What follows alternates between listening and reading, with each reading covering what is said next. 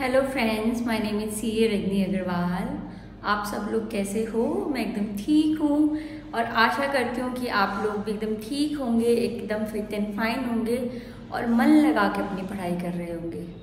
सो title से आप लोगों को पता चल ही गया होगा कि आज मैं आप लोगों के साथ शेयर करूँगी कि मैंने कैसे अपने मार्क्स इंक्रीज़ करे डायरेक्ट टेक्स्ट में 34 से 64 एंड उस सब्जेक्ट की बदौलत मेरी एग्जामिशन आई और मेरा फाइनली सीए फाइनल का ग्रुप 2 क्लियर हो गया। तो चलो स्टार्ट करते हैं। सबसे पहले तो मैंने फर्स्ट टाइम क्लास ली थी एक बिग टीचर से। उनका मैं नाम बताना नहीं चाहूँगी बिकॉज मुझे सही नहीं लगेगा उनका नाम बताना।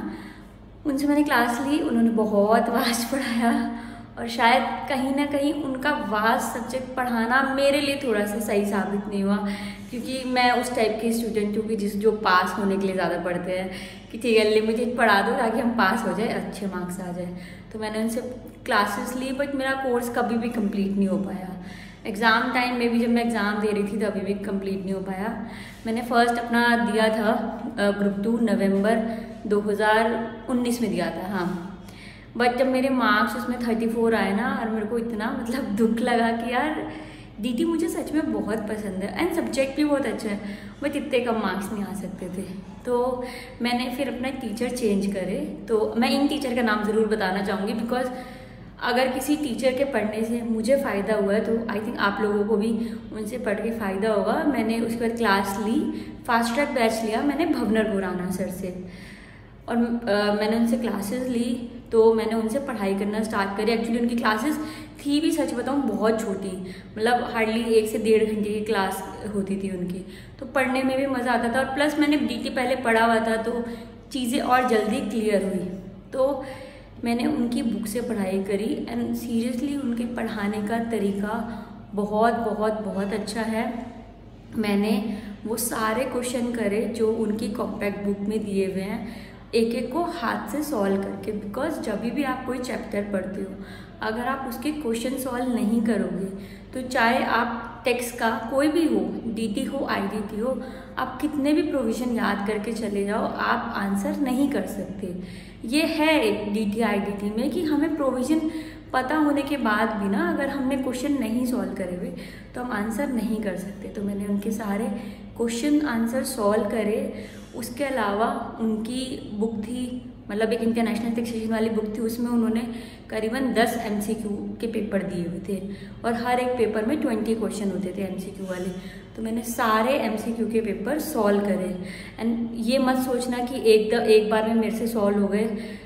मैं क्वेश्चन करती थी, गलत होते थे, फिर उनको देखती थी अच्छा किस तरीके से आंसर निकलेगा। तो मैंने एक MCQ ना करीबन 3-3 बार सॉल्व करा है, ये देखने के लिए कि हाँ अब मैं क्या सारे आंसर कर पा रहा हूँ, क्या अब मैं सारे आंसर कर पा रहा हूँ, ऐसे करके। उसके अलावा जब मेरा एग्ज़ाम थे तो मैंने सबसे पहले अपना कोर्स ख़त्म करा जो सर ने मेरे को पढ़ाया हुआ था सर की बुक से। उसके बाद मैंने उठाया रिवीजन टेस्ट पेपर, फिर मैंने उठाया मॉक टेस्ट पेपर और फिर मैंने अपना लास्ट ईयर का सजेस्टेड आंसर उठाया। तो देखो इन सब के अंदर भी ना MCQs होते हैं। तो सबसे पहले मैंने MCQs करे। देखो जब हम चाहे वो मॉक टेस्ट पेपर हो, रिवीजन टेस्ट पेपर हो या पास पेपर हो, हम उनके MCQ अगर सॉल्व कर पाते हैं और हमको ना एक तरीका पता चलता है कि अच्छा इस तरीके से केस स्टडी बेस्ड MCQs आते हैं तो हमको इस तरीके से सॉल्व करना है। कहीं ना कहीं हमें वहाँ से टेक्निक्स पता चल जाती है थोड़ी बहुत। तो मैंने वो सब चीज़ें सॉल्व करी। मैंने रिवीजन टेस्ट पेपर करा, मॉक टेस्ट पेपर करा और सजेस्टेड करा। तो आप बिलीव नहीं करोगे कि जब मैंने एग्ज़ाम दिया बहुत सारे क्वेश्चन थे। 1-2 क्वेश्चन जो मॉक टेस्ट पेपर है उसमें से आया हुआ था, एक आधा क्वेश्चन RTP में से आया हुआ था एंड प्लस मैं ये सब चीज़ें सॉल्व करके गई थी। तो मुझे बहुत कॉन्फिडेंस था कि हाँ अब तो डीटी का पेपर मेरा बहुत अच्छा गया, बहुत। एंड इवन MCQ की मैंने जो प्रैक्टिस करी थी ना, मैं सच बता रही हूँ वो काम आई कि MCQ में सॉल्व कर पाई और मुझे खुद को फील हो रहा था कि हाँ मेरा ये आंसर सही होगा। तो मुझे उम्मीद है कि कहीं ना कहीं मेरे MCQ के अंदर 25+ मार्क्स आए होंगे। मैं अपनी हर वीडियो में आप लोगों को भी यही बोलती हूँ कि जिस पेपर में MCQ है ना, प्लीज़ उस पेपर के एमसीक्यू पे ध्यान दो। एमसीक्यू ही है जो आपको एग्जामिनेशन की तरफ ज़्यादा लेके जा सकता है। अगर एमसीक्यू में मार्क्स अच्छे नहीं आएंगे ना, तो आप थ्योरी पेपर में भी अच्छे मार्क्स नहीं लेके आ सकते। तो एमसीक्यू को बहुत अच्छे तरीके से करो, और ख़ासकर डीटी को ख़त्म करने का एक ही तरीका है, रिवीजन रिवीजन रिवीजन और सिर्फ रिवीजन। जितना रिवीजन करोगे, मैं तो क्या करती थी कि मैंने सपोज पीजीबीपी पढ़ा। अब देखो, दो चीज़ें हो सकती है।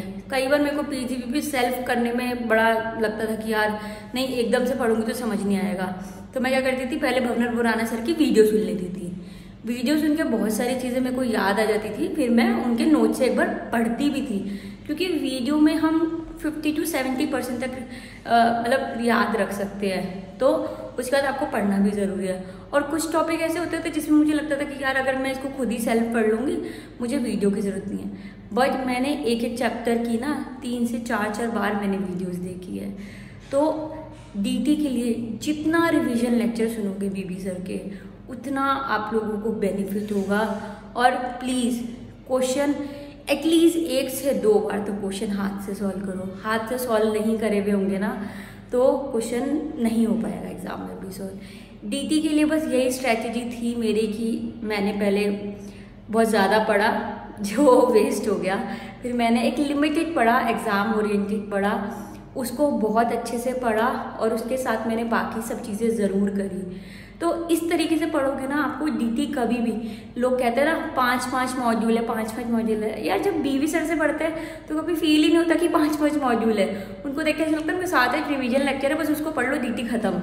और इवन जो इसमें इंटरनेशनल टैक्सेशन का पार्ट है, वो भी उन्होंने बहुत अच्छे तरीके से पढ़ाया है। तो मैं उनकी ब्रांडिंग नहीं कर रही, बट आप में से बहुत सारे स्टूडेंट्स कई बार पूछते हैं कि मैम आपको कौन सा टीचर अच्छा लगा, या आपने किससे पढ़ा। मैं तो सच बता रही हूँ कि डीटी सर ने मेरा बीवी सर ने मेरा डीटी इतना स्ट्रॉन्ग करा दिया ना कि मेरे मार्क्स, पता है आपको कितने आए? मेरे मार्क्स आए थे 202। और अगर मेरे डीटी के अंदर 64 मार्क्स नहीं आते तो शायद मैं भी अभी एग्ज़ाम दे रही होती। तो मैं बहुत ज़्यादा थैंकफुल हूँ बीवी सर का, उनकी कोचिंग का, एंड मेरे उस डिसीज़न का कि मैंने सोचा मैं क्लास ले लूँ और एक बार उनसे पढ़ लूँ और मेरे मार्क्स। तो प्लीज़ थोड़ा सा ध्यान, डीटी वास्ट नहीं है। अगर आप डीटी को वास्ट समझ के पढ़ोगे ना, नहीं पढ़ाई हो पाएगी। डीटी बहुत अच्छा सब्जेक्ट है, उसको मन लगा के पढ़ो, इंटरेस्टिंग है बहुत, और उसकी रिवीजन बार बार करो। बस अगर इतना कर लोगे ना, पास होने से कोई नहीं रोक सकता। और एमसीक्यू पे बहुत, देखो मैं अपनी हर वीडियो में बार बार आप लोगों को बोल रही हूँ, प्लीज़ एमसीक्यू पे ज़्यादा से ज़्यादा ध्यान दो।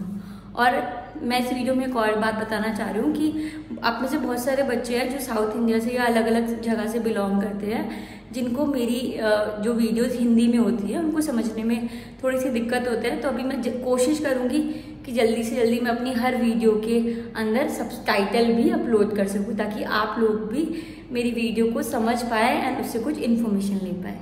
तो आज के लिए यहीं तक। All the very best for your subject. अच्छे से मन लगा के पढ़ाई करो। सीए बनना है, सीए बन के रहना है, ठीक है? ज़रूर हमारा ड्रीम पूरा हो।